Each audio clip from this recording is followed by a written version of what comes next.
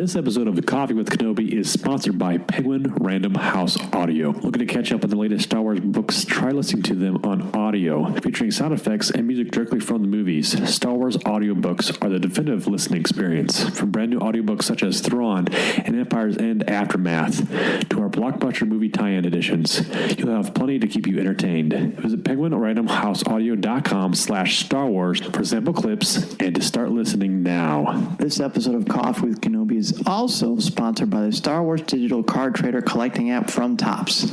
Celebrating its second year, the app is free to download from iTunes or Google Play. Collect and trade everything from legendary 1977 Star Wars cards to new cards featuring exclusive content from Star Wars Episode 7, The Force Awakens, Rogue One, and much more. All from the comfort of your mobile device. The Star Wars digital card trader collecting app from Topps. These are the cards you're looking for. Listening to Coffee with Kenobi, you are, with Dan Z and Cory Club, the podcast you're looking for. This is, yes. For an entire generation, people have experienced Star Wars the only way it's been possible, on the TV screen. But if you've only seen it this way, you haven't seen it at all. This is the podcast you're looking for. We've been waiting for you. The force is strong here, even stronger than the coffee. At last! Where have you been?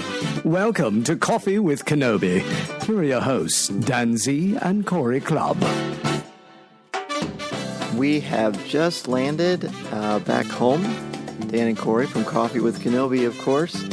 And we did not go to the Sunday celebration. We came home to spend Easter with our families.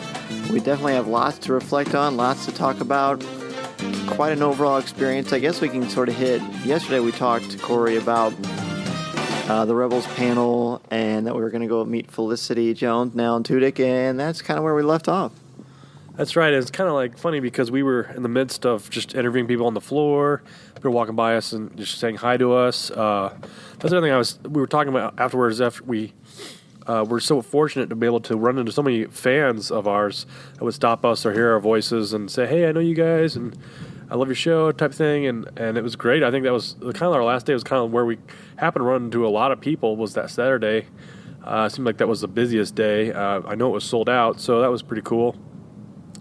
Like we left off taking a photo with Felicity and Alan Tudyk. It was pretty awesome. It was a pretty fun experience with two of our good buddies, Aaron and Dave. And, it's something like those type of things. Like the picture is a wonderful memory, but I think the memory itself is something you can kind of hold on to for, years to come. I agree, and in keeping in tradition with our celebration recaps, the last one we did at like 1 or 2 in the morning as we were driving home. Yeah. This one, it's about 10 in the morning, Illinois time, but we also didn't get a ton of sleep, which is pretty much the norm at celebration, which we'll get to. But yes, meeting Felicity Jones and Alan Tudyk was pretty remarkable. Sometimes in these photo ops, they're very quick. They're very, very quick. But you can tell what kind of people I think some of the actors are when you go up to them, and they all are very kind. But these two are particularly warm. Alan Tudyk shook everybody's hand, which isn't necessarily the norm for that kind of a thing. Super friendly, and Felicity Jones was just smiley, made eye contact. She was just really, really gracious, super cool. And since there were 4 of us, Alan Tudyk just got on his knees and spread his arms across, and you probably couldn't see that on our Twitter and Instagram pages. And Felicity just smiled, and it was really cool. The trick, though, was that they were running behind because there was a medical emergency. A fan, and I don't even know what happened or who it was or what the conditions were, but they passed out, and it was a medical situation, and they had to help that person. That person is fine, walked out on their own power, so that was good.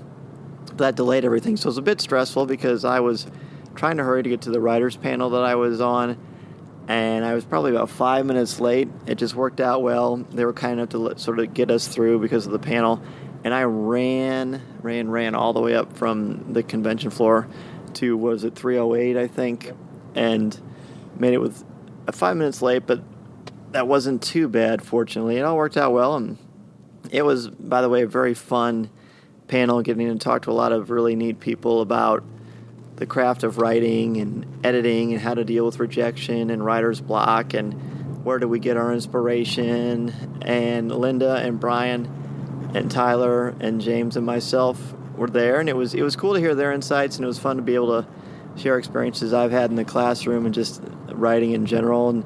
And my good buddy Cory was in the audience, Dennis was there, Jeff was there, and that was just nice. It was good to be supported. It was just that was a fun experience. I definitely enjoy doing that kind of thing. I'll ask you a quick question too, for just following up with that. That panel compared to our podcast stage, what's the difference there as approach for you? Are you in professional mode, or are you in kind of like just answer the questions mode, or how's that work for you? I kind of felt more like teacher mode, to be honest, because I talk about writing every day in school, and it's really important to me. I enjoy the craft of it. I enjoy metacognition, thinking about how you write. So I felt kind of more like an educator at that moment. Yeah, I think that's fair. Obviously giving out some advice to what your approach is to writing, so I think that's a good way to put it. And after that, we kind of got our heads together and were able to make our way back onto the floor. And we were kind of walking on some of the booths and stuff. You got a chance to walk by and talk to some DK folks. I looked at some of the artwork, just kind of last minute stuff, just kind of wrapping up our day. I think we were just looking for a good way to make sure we got everything. Make sure that we had done the things we wanted to do, and so walking through all that stuff again one more time was kind of just wrapping things up and saying goodbye, I guess.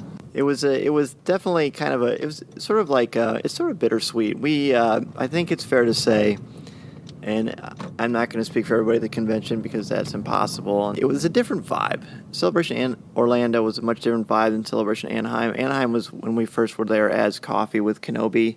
We had a lot of amazing experiences, and we did with Orlando as well, but it was just a very different feel, a very different atmosphere. That being said, as Cory mentioned, we walked across the floor just to kind of make sure there was nothing we missed. I stopped by the Disney theme parks booth to get that exclusive name tag, and I didn't because it was sold out. And that's a lesson that I'm going to incorporate into future celebration shows, which is if you see something that's exclusive, don't ever say to yourself, I'll get it later, because you probably won't.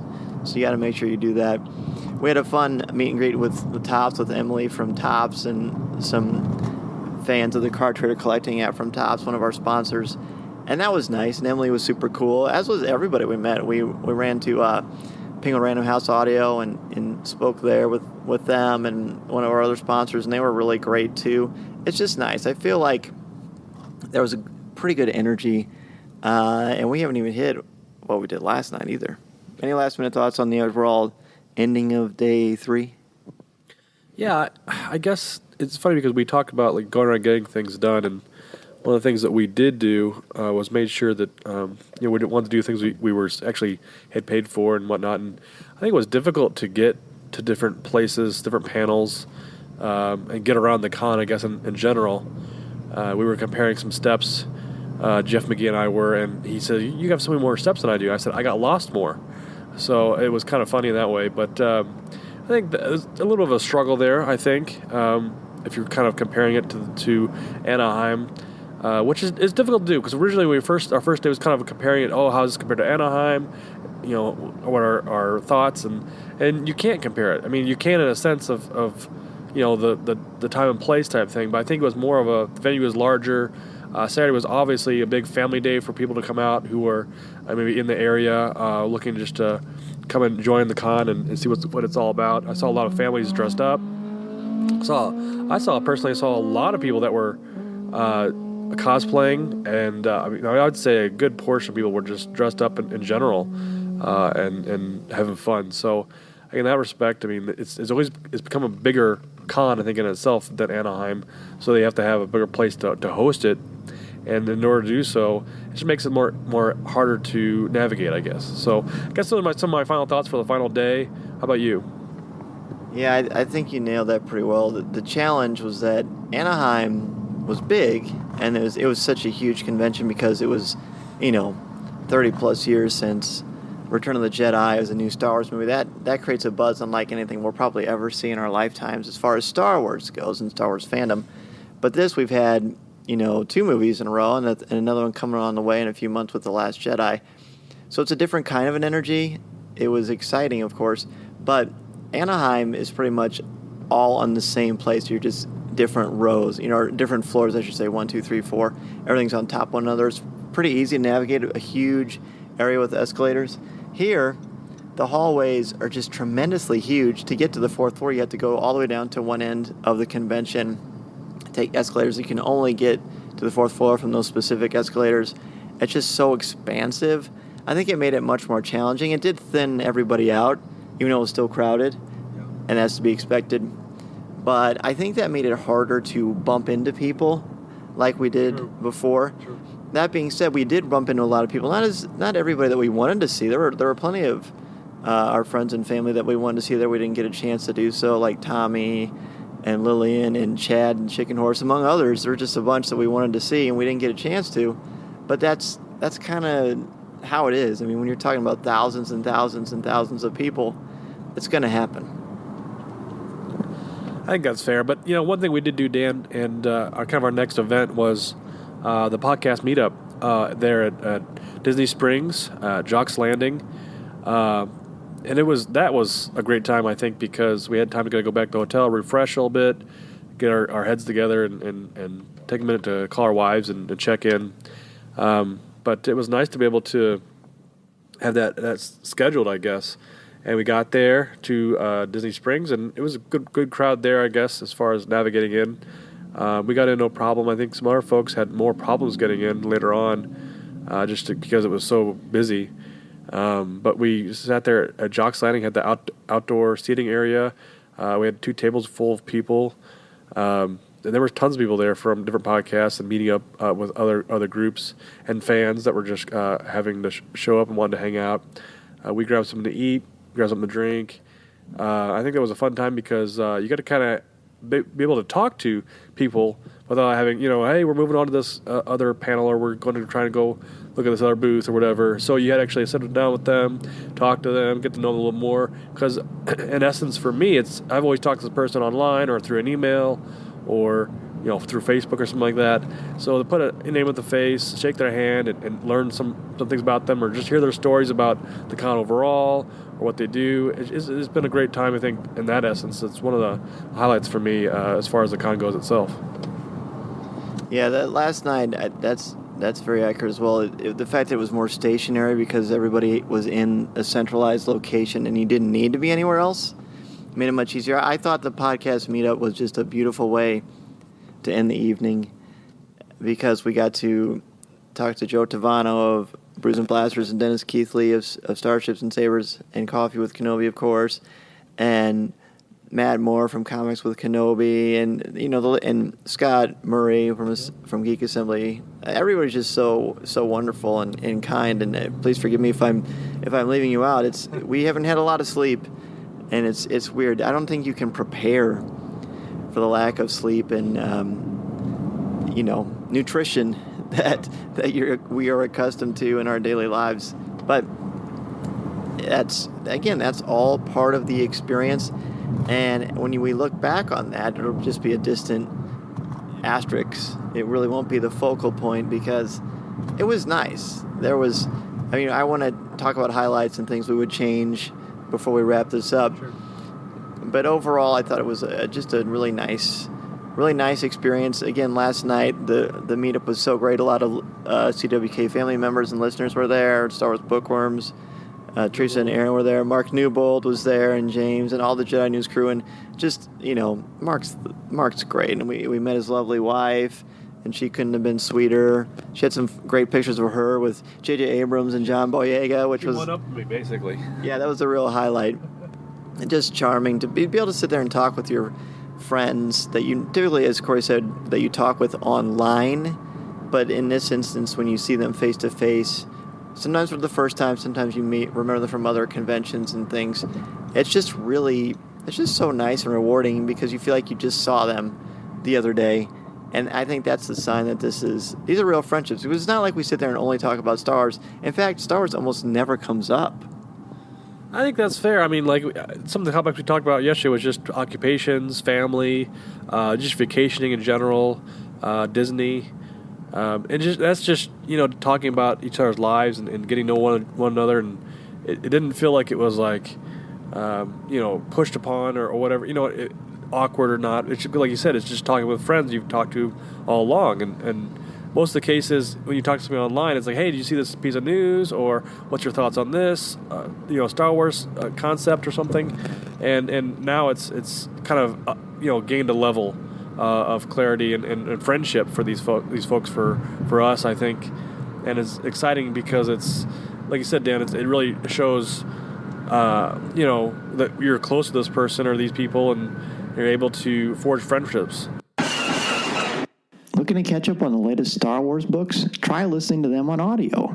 Featuring sound effects, top-notch narrators, and music directly from the movies, Star Wars audiobooks are the definitive listening experience. From Han Solo to C-3PO to Admiral Akbar, you'll recognize all your favorite characters.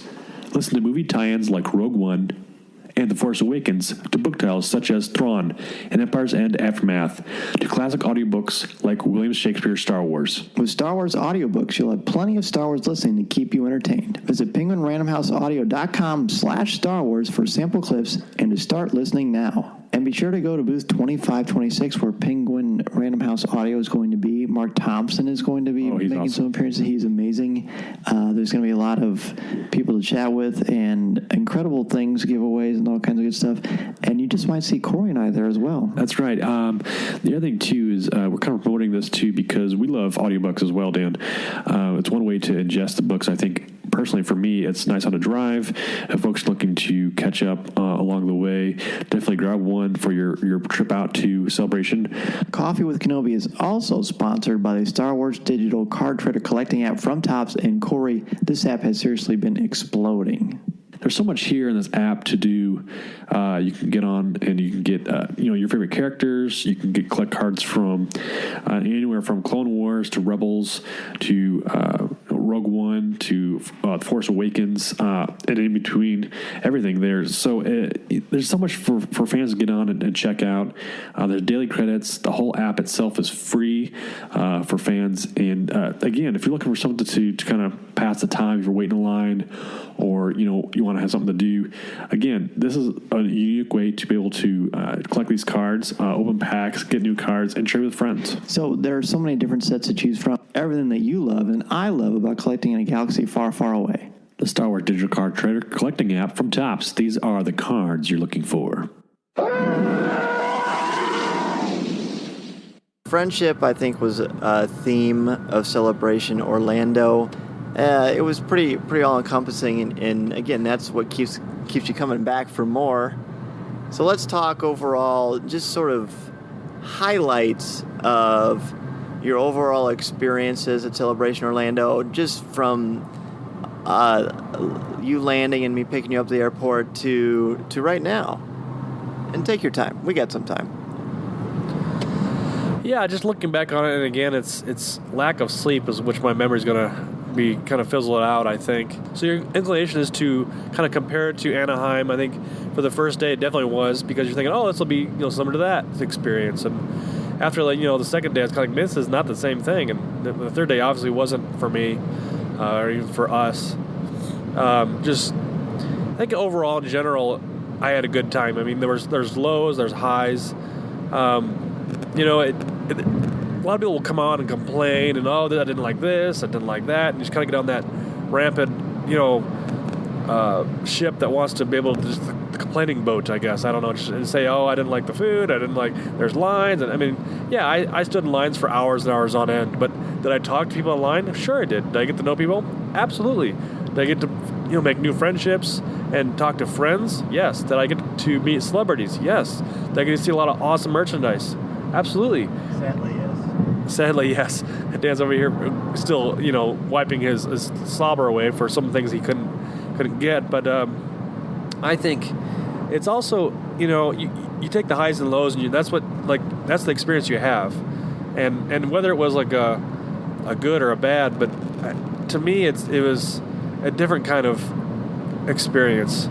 Will I go to 2019? I think so, because you'll have a new experience and things will grow and change to be that way. And I want to do different things. Like I mean, well, I want to go get a photo op. I may want to get a signature from somebody, and so I look at it that way. I think overall, the presentation was well done. I think a lot of different opportunities for people to go see new things. I think there are a lot more panels for creative people. They had professional panels for some of the books and some of the characters. They had interviews with some of the celebrities and such. So there was so much to do, and I think that's basically they're trying to encompass all of fandom, and that's a very difficult thing to do when it's something so large like this.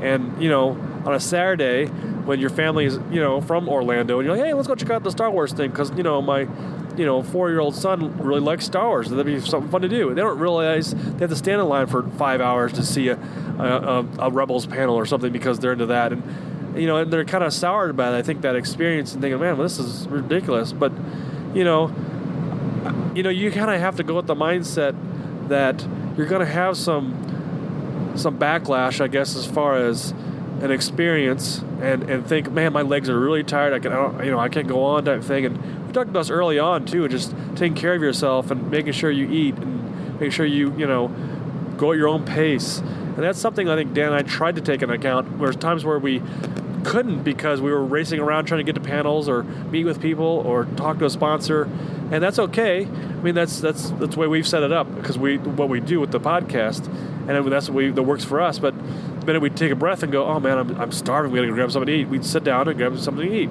and talk about the day, and then obviously we'd see somebody we know and, hey, what do you think about the Last Jedi trailer or the teaser, and get to talk about them and interview them. So I think that's how the nature of what our show works and what we know going in. And I think it's different for everybody, whether you're a podcaster, you're a celebrity, you're just a family looking to go have a good time.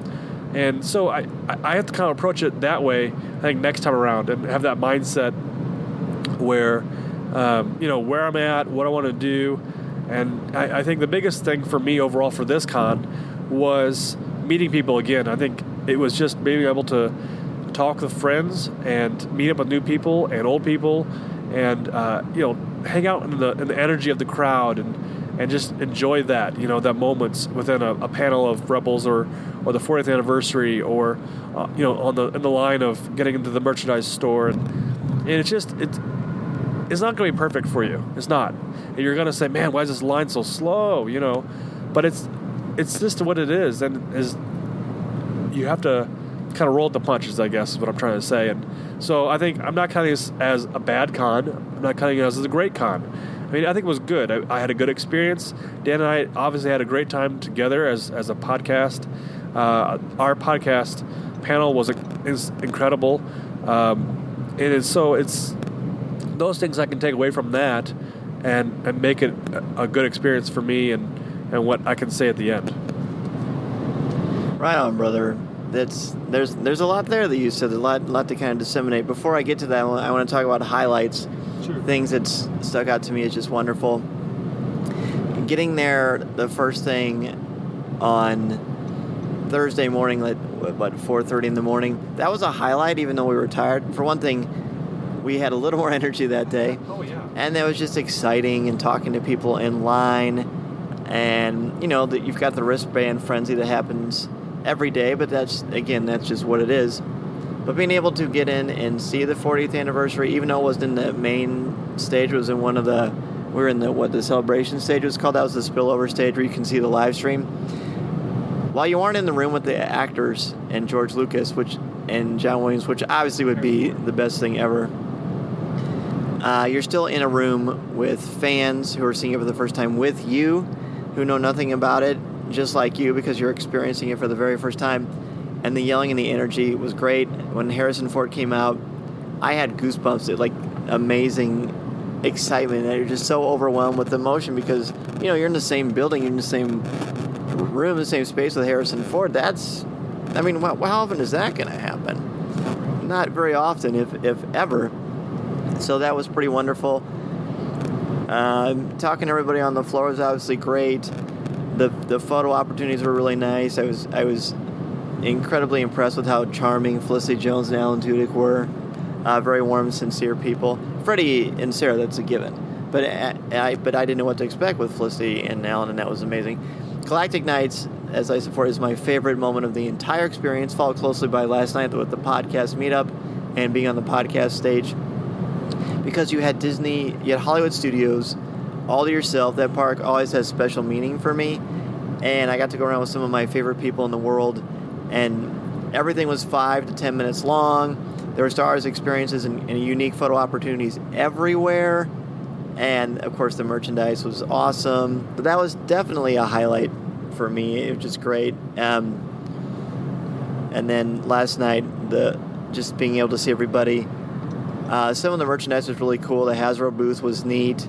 I was pretty excited. I got to find out that during the Hasbro panel, where they revealed a lot of new stuff on behind the scenes stage, my collection was featured. Hasbro reached out to me about a month ago and asked me if I could put together an image of myself with my collection or a section of my collection. So it took me a while to set it up and arrange it and make things right. And Peyton, our oldest, helped me set it up because he's great with lighting and camera work. And I didn't see it at the booth, so I didn't know. But then, sure enough, I was next to James Burns' photo of with his collection. So that was a real thrill. I talk about collecting a lot. It's not the focus of our podcast, but certainly a huge part of my fandom. So to have that happen was a really, really nice moment for me to find that out. And overall, being able to spend an extra time with Jeff McGee. Before Cory got there, I had a few hours to myself. So Jeff McGee and I picked him up at his hotel. We went to the Polynesian, ate and walked around, did a little shopping, and that was tremendous. The best part, besides Galactic Nights, though, and it is ties into it too, is just hanging out with you. The laughs, the fun.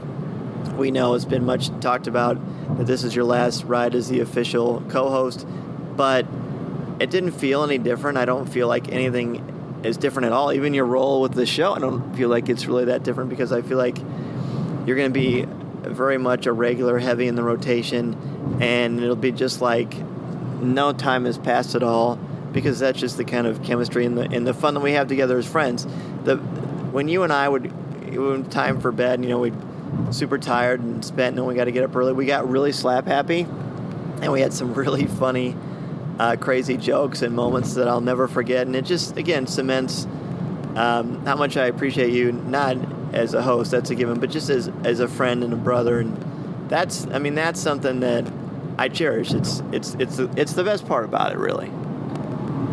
And I can echo those because, and those are my highlights as well. Overall, it being my last official co-host con, that was the time we spent together. I think was probably the highest point for me. Just to walk around the con with you, or with some of my friends, just to march around and stand in line and talk to them. I think that's the highest point you can get. And meeting the celebrities is fun too, but it doesn't compare to friendships and having the jokes and it's kind of getting goosebumps on a panel because of some reason, and it's just, those are the moments that I think were the highest because, like you said, it's something that I think that drives your fandom and it gets you excited and fun, and it's something that maybe some people don't understand sometimes, and so it's to experience that with you, good friend, was a great way to go out as co-host, and coming off that, tearing down, I think it's the podcast meetups. Our podcast stage was incredible. Meeting people after that was awesome. And then, I think it was like meeting the celebrities. They were excellent. I think the photos all came out incredible. I mean, we couldn't stop staring at the photos. How much going on? Oh my gosh, this was so much fun. Look at these. Look at our smiling faces. Look at our eyes. It's just like I think we're just in the moment of just giddiness almost. Obviously we're all tired. We're working on lack of sleep. But it's those things you kind of have to like forfeit to be able to earn, I guess, these memories. I guess it seems weird, but it's something that at every con, whether it's good or bad, it's going to be something that I'm looking forward to. So as far as highlights, Galactic Nights, I'm just like trying to go through my mind, but Galactic Nights was a huge highlight because, again, if you've listened to our previous shows, I was kind of it'll be okay, Maybe we'll do it or not. And you kind of talked me into it. Hey, we'll just go ahead and do it. And you're right. Don't worry, Disney will do it right. And they knocked my socks off. I mean, like you said, everything was. I couldn't go to a part of the park that didn't play Star Wars music. or didn't have a Star Wars poster that was themed after the night, or the backdrop was Galactic Nights, and we got like a red carpet, basically it was a red carpet walk down to the main street for to the entrance of the park there, and it was just like, this is like a party for everybody. And I mean, everybody who was working there had a tag on that said they were from a planet in Star Wars. Very helpful, very friendly. Everything, all the meals and stuff are themed after Star Wars. The Aerosmith ride was themed after Star Wars. You played Star Wars music as you're going through the trench run. Yeah. So I think that, I mean, that in itself is just like, that's something you'll never be able to do,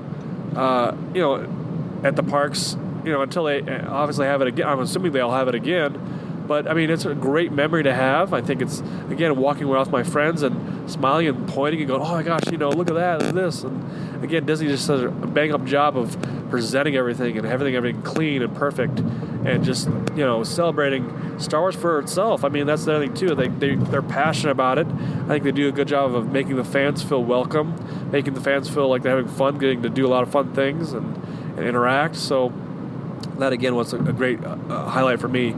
Another thing I think was fun, getting some of the merchandise. I feel like I missed out on the poster. It was a bummer for me.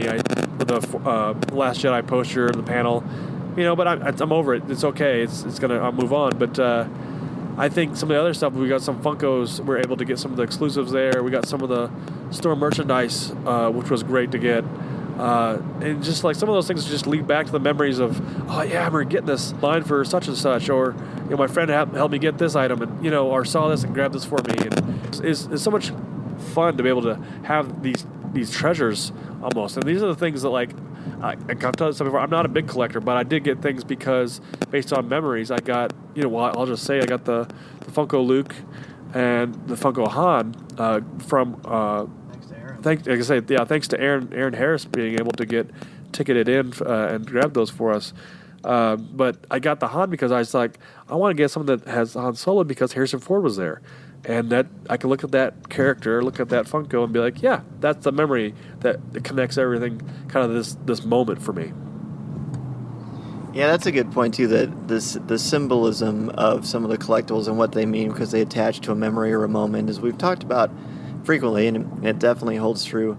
I love the merchandise too. I got some coffee mugs, both from Galactic Nights and Celebration. Got way more shirts than I needed.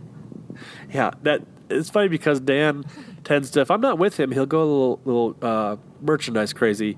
We were in the Disney store, or one of the Tatooine Traders, after we got off Star Tours, which was incredible. And Dan at one point had his arms full of Star Wars stuff. And he's like, oh, I need to get this. Oh, I need to get that. You want one of these? We're getting two of these. It was just a matter of just like, okay, he was on the edge of getting a whole box of Vinylmations. I had to kind of talk him off a ledge there. You actually tried to encourage me, I believe. Maybe I did, but only for good-natured fun. And of course, our wallets only go so far. So, but it was fun to kind of be in that moment, I guess, in that shop there. And I should have taken your picture, really. Just your little, like a boy in a candy store, just looking around, dazzling eyes, and going, oh, I gotta have it all, So I think it was really a lot of fun. It was fun. That's a fun way to express my fandom. And you're right, wallets only go so far. That's why we budgeted for a long time for this trip, because we know what happens. That's actually a good piece of advice for future celebrations. You could just put a little envelope, on your nightstand or wherever you keep things of that nature. And, every week put $5 in it, put $10 in it, whatever, because that adds up pretty quick. And then because the next celebration isn't for 2 years, you have a nice little nest egg there for you to do for celebration. That's just a good thing to do for anything, not just Star Wars. Sure. But all that being said, it was, again, a wonderful moment. Here's the thing I'm interested in. I know we're getting close to our house pretty soon. These are always fun experiences. What are some things, if you had known then what you know now, what would you change about your Celebration Orlando experience? So having known what? Give me an example. I'll just go with mine. Okay. Had I known that I wasn't going to get into the Last Jedi panel and the 40th anniversary panel with absolute certainty, for the 40th anniversary panel, I would have had to spend the night. There was just no way around it. And now that I've seen it, just to be in the room would have been great, but would have been worth to be even more tired? I don't know. I'm not sure I can really answer that. And for The Last Jedi, I really would have liked to be in there for that, just to be able to hear the panel. I watched it at the Star Wars show stage on the live stream, but it was very hard to hear. So the first few times, as I mentioned, when I experienced the trailer, I couldn't really hear what was going on. I did make up for that, of course, but I don't know. Those are hard ones to answer. I think I probably would have tried a little harder to get there earlier for The Last Jedi panel. The rooms, the main room, the only time I got into it was for Rebels, the Rebels Season 4 preview. That room it was big, but the one in Anaheim was like a giant arena. Yeah, it was and this was just like a huge room. So, I don't know. That's neither here nor there. I can't really do anything about that. What would you change? You said you would change something. Yeah, I'm just saying, I'm kind of just trying to walk through the pieces of the things that were more challenging. I knew the lines would be ridiculous. I'd been in Disney for a couple days before that, although the lines at Disney weren't really that bad at all. And like you said, you got to be patient. You got to know it's going to be like that. I would have brought way more nutritious snacks like granola bars and fruit or something like that. I did drink pretty much water the whole time, and that was definitely a good move because I think when you're not hydrated, you're going to feel terrible. So that was definitely something I was glad to do. But besides bringing more nutritious snacks and enjoying them throughout the day, instead of when I realized, oh my gosh, if I take another step, I might fall over and go the way of Jabba the Hutt. You know what I mean? Yeah. So the only other thing besides that would help with lines, I think those tiny chairs that can fit in a bag that just sort of unfold and you can sit in them. They're not huge, but they do the job. I would have gotten one of those. I think you and I talked about that. I also would have been more at peace with just sort of realizing that if you don't get the lottery for the merchandise, you're probably not going to get it unless you have really good fortune. And was that disappointing? I mean, a little bit, but I got what I wanted. The reason I got into the store is the day of the Last Jedi panel, we divided and conquered. I got a light speed pass. You stood in the line. So you went through and got a bunch of stuff, and then I went back later with the light speed pass, and they had restock, so I got a little more stuff. Yesterday, I made sure to get on the convention floor really early before it was even open, and I was able to get in line for the store when it was freshly stocked, so that helped a lot. But if not for those sort of lucky, fortunate moments, you may not get what you're looking for, and that's just something that you really have to prioritize to an incredible level of accuracy because it's just not going to happen. I mean, some of our friends from Lucasfilm didn't even get to see everything they wanted, and they work there, and they have all access to everything. It's just the way that it is, and that's okay. That's just that's kind of what life is like anyway. You can't have it all the time, and you just live in the moment. So I wore Merrell's. We're not sponsored by Merrell, unfortunately, and they're about the most comfortable shoes I've ever worn. And after a while, my feet still hurt because I did more walking a half day the first day of celebration than I did an entire day and night at Walt Disney World. That tells you, because it's such a big area, but there's so many things in the way, all the booths and people and merchandise, that you don't sometimes realize how much of a journey you're taking. Just like with Anaheim, I didn't really see a ton of panels at all. And maybe I'll try to incorporate that a little bit more because that involves sitting. I mean, there are more lines too, and it involves getting there early, but that we already were there early anyway. And I think I'll try to focus a little bit more on that. We spend a ton of time on the convention floor because for me, that's the fun part, meeting people and seeing people, old friends, and making new ones. Maybe I'll divide that time up a little bit more. It's sort of hard to say, and you just kind of file in the back of your mind, and you certainly can't plan that far in advance. Just sort of a different mindset of how you want to approach a situation. So if I had to change anything, it would just be getting a chair, maybe being a little bit better about getting there a little bit earlier just to get in the convention, because getting in the convention is probably 90% of the day, 90% of the battle. There are a lot of people who got there and didn't actually get to get in until like noon or later, and they missed everything because they just couldn't get in. I mean, they eventually opened up 3 different entrances, and that helped a ton.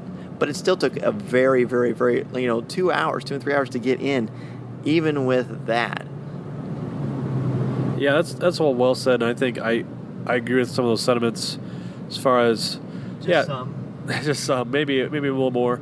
But one of the things we talked about was being comfortable and And I don't mind sitting on the floor, but I did sit on the floor a couple times where my legs started getting numb, and I think, oh man, I'm getting older. I guess my legs, blood's not flowing right or something. But and this is the other thing. I don't mind staying in line. I don't mind talking to people and whatnot. So I think maybe more creature comforts, if that makes sense. And having some like a little chair or some snacks at the go, ready to go, and just knowing that you're going to be up early and going to be out late, and I knew that anyway going in. So it's always kind of never really a shock, but also it's kind of like, man, I forget how tired I get these things, and so you're walking around and such. But I don't know. It's just like it's hard to say like if I was, what would I change? I mean, I think I don't think I would do an overnight thing. I don't think I can handle that. I mean, they're gonna be tired regardless, yes. But some of the people that I talked to that did do the overnight thing, they kind of got burned on getting into the panels because it wasn't really so clear that you could come back and get back in line to queue up for that panel, and they got in late and didn't make the panel, the room they were supposed to be in, and it's kind of a mess. And I think that goes to show that some of the handling of the convention center and the folks there that they weren't really ready for the amount of people that were going to do these types of things. So, I mean, they kind of learned their lesson too. I think by the last day, we were easy to walk in through security within 5 minutes. That was a breeze. And so I don't know if that was just a mistake on their end and that kind of fumbled for people and put a bad taste in their mouth type thing. And that's kind of what I'm going off of. So next time I'm going to assume that, like, yeah, they're not ready yet type thing and get there early and make sure I see the panels I want to see, because some things I did miss out on I'm kind of bummed out about, but it is the nature of the beast type thing. And you're right, I didn't go to a whole lot of panels, and I guess I hadn't really planned on them. I was looking at the book for Celebration in line yesterday, thinking, okay, what's my day gonna look like type thing, because we had split up a little bit. Obviously, we went to the Rebels panel. I went to the DK one because I thought, oh, it'd be cool to see some reveals there or see the authors. And there were some fun reveals. And then I got to hear the authors talk about how their writing process is and some of the projects they're working on, which is really exciting. Just trying to dividing and conquering. And I know a fan we ran into had just went for just straight up autographs and had stayed in line for, I think it was like up to 7 hours, just getting 3 or 4 different autographs from folks, and that was kind of his commitment, and good for him to be able to get those. He's like, but I got them all. I got the ones I wanted. I think that's great. I think that's the other thing too. It's like knowing exactly what you want to do and sticking with it. Like saying, like you said, we had the photo ops, and we're like, okay, these are the things we definitely got to be there for, and kind of done a schedule around that stuff. So, I mean, you only do so much when the schedules come out. And playing around that. In hindsight, I think it's just the nature of just being prepared. So, and prepare for the worst and hope for the best. Well said, sir. That pretty much wraps up our recap of Celebration Orlando overall. And I realized shortly after the podcast stage that while we announced that we were going to go weekly, and every week I will be joined by 2 different guest hosts every time, so there'll always be 3 hosts, myself and the 2 guest hosts, plus surprises throughout each show. We're going to have a news segment, and our official Coffee with Kenobi newsman is going to be Tom Gross. We've had Tom on the show multiple times. He's a great guy, great friend, and he's got some extensive background in radio and journalism anyway, and research. So that's going to be great. It's going to be very exciting, and they're going to start on May the 4th. May the 4th will be the release of the very first show. That seemed pretty appropriate. That was a very organic process. Happy to do it. So, Cory, man, as always, it's a pleasure. It's fun. This is definitely not the end. A lot of people were so great coming up to you and thanking you for your time on the show and how much you mean to them and to fandom. And that is so great and not a surprise at all because you're awesome. It was just very rewarding to see that. So this really is not the end. It's just more like, let's start the next chapter of Coffee with Kenobi. So, on behalf of everybody who is a Coffee with Kenobi family member and listener and friend, thank you for all you've done for me, for the show, for fandom, for Star Wars. Thanks for being such a major influence and a positive light in this world. Wow, thank you very much. And again, yeah, it was get to run into people and friends, and they would literally take the time out of their day to thank me and say some kind words. And they didn't have to do that. I mean, they didn't ask to do that, but they wanted to, and approach us and see, thank us for the show we do and whatnot. So I appreciate that. Thank you for the kind words, Dan. And I want to say too, I mean, there was times where I did step away from some of the, talking to some of the people in a booth and getting some networking going, just to watch you and work your vibe, work your Dan Z mojo, I guess. So it was cool to see that and watch you work promoting your brand, and that, I think it's a cool way to do things. I mean, it's another thing we go to the cons is to network with some of our sponsors, some of our friends, and further the show. Like you said, May the 4th is the day we're going to make the switch to the new format. I'm excited to see it. I'll definitely be there. I'll be one of the first guests, so I'm excited for that and kind of seeing maybe things on the other side of the mic as a guest, and it can only get bigger than that from there. So we're looking towards 2019 for our next con. Looking forward to that, and we'll start preparing right now. So this is Cory Club for Dan Zare and Celebration Orlando 2017. We are delighted to be with you guys and have a great time. Thanks for listening. Check us out online at coffeewithkenobi.com. Email us at danz at coffeewithkenobi, Cory C at coffeewithkenobi. Check out our Twitter feed, our Facebook feed, Instagram. We're all over the place, YouTube. And share your thoughts. What you thought? What did you think of the con? Share what your best moments were, and we'll definitely take a look at those. So thank you very much, and may the force be with you. Chewie, get us out of here!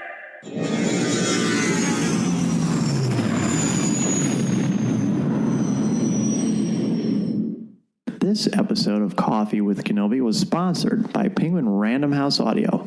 Looking to catch up on the latest Star Wars books? Try listening to them on audio. Featuring sound effects and music directly from the movies, Star Wars audiobooks are the definitive listening experience. From brand new audiobooks such as Thrawn and Empire's End Aftermath to our blockbuster movie tie-in editions, you'll have plenty to keep you entertained. Visit penguinrandomhouseaudio.com/Star Wars for sample clips and to start listening now. This episode of Coffee Kenobi is also sponsored by Star Wars Digital Card Trader Collecting app from Topps. Celebrating its second year in the app, it is totally free to download from iTunes or Google Play. Collect and trade everything from legendary 1977 Star Wars cards to new cards featuring exclusive content for Star Wars Episode 7, The Force Awakens, Rogue One, and much more. All from the comfort of your mobile device, the Star Wars Digital Card Trader Collecting app from Topps. These are the cards you're looking for. If you would like to respond to our question of the show, have a comment, or just want to say hello, send us an email or MP3 at feedback@coffeewithkenobi.com. Or if you have a specific question or comment for either of us individually, email us at danz@coffeewithkenobi.com or coryc@coffeewithkenobi.com, or visit us at coffeewithkenobi.com and click on the Contact Us section, or comment on one of the stories featured on the site. If you enjoy the show, please write a review in iTunes or Stitcher.